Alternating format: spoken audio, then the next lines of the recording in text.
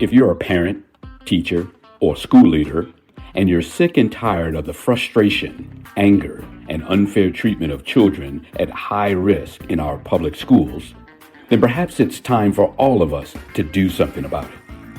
In this podcast, Dr. Amitra Berry brings you tips, tools, strategies, and tactics to build successful solutions while touching, moving, and inspiring all of us to transform our schools so that every child thrives.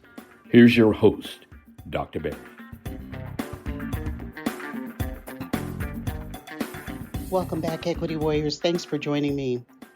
Together we are out to change the conversation about equity in education. We're about changing the trajectories of the lives of marginalized and oppressed children, not just in the United States, but around the globe. I cannot do this alone. And I know you're sharing this message. Thank you so much for doing that. But I have a special ask for you today.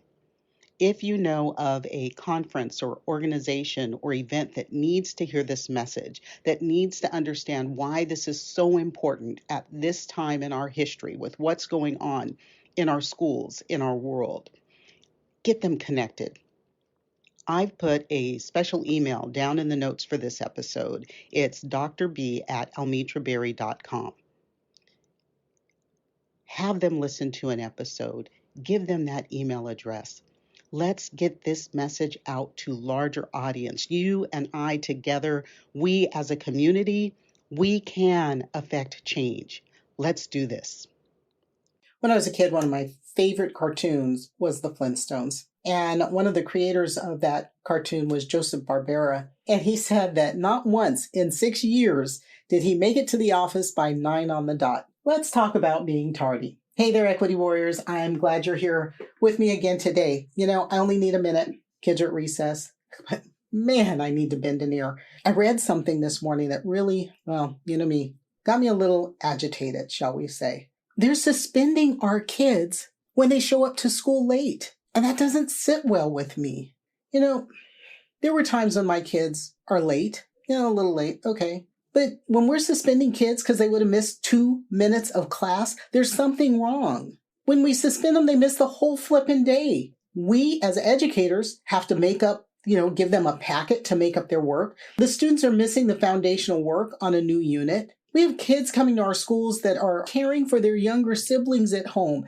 They're responsible for getting them up in the morning, for feeding them and getting everybody out the door because they have parents that work jobs that are not accommodating to the kids' school schedules. And we're blaming the kids because they were a couple of minutes late. We're sending them home. I read this report about this happening, particularly in Arizona school districts. And if there is an Arizona board member who listens to this podcast who'd like to come on the show and talk about this, I would love to have you as a guest.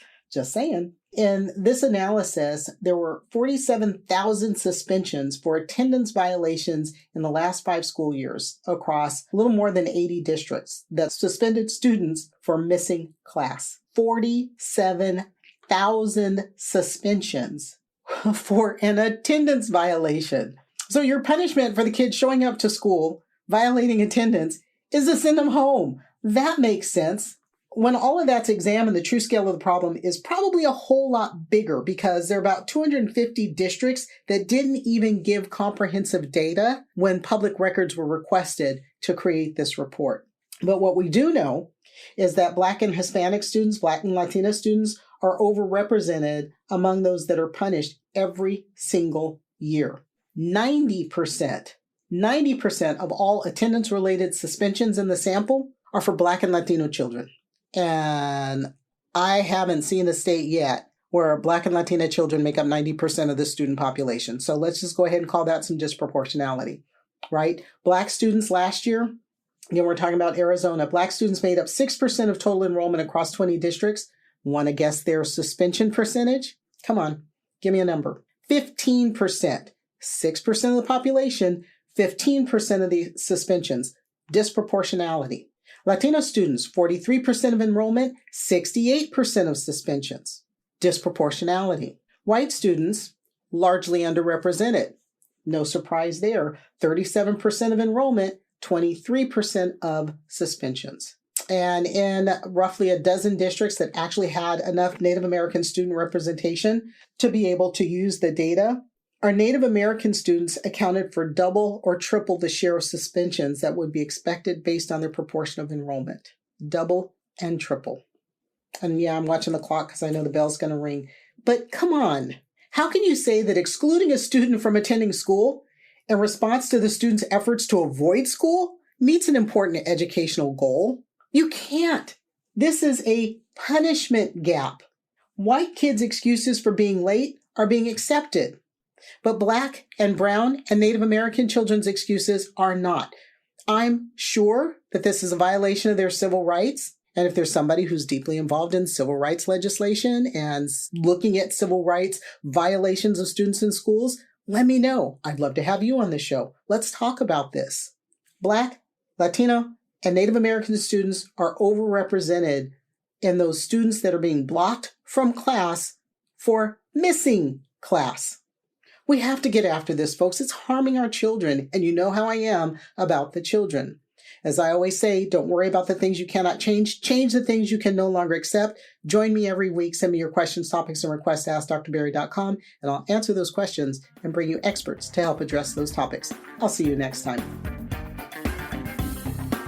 That's it for today's episode of the 3E Podcast.